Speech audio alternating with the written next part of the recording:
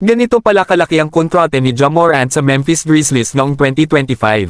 Kasalukuyang kontrata, si Ja Morant ay pumirma ng isang maximum rookie contract extension noong Hulyo taong 2022.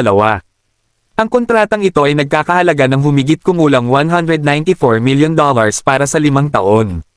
Ang extension na ito ay nagsimula noong 2023-24 season at tatagal hanggang 2027-28 season. Taunang sahod. Sa ilalim ng kanyang kontrata, ang taunang sahod ni Morant ay tumataas bawat taon. Narito ang tinatayang taunang sahod niya. 2023-24, $33 million. 2024-25, $36 million. 2025-26, $39 million. 2026-27, $42 million. 2027-28, $45 million.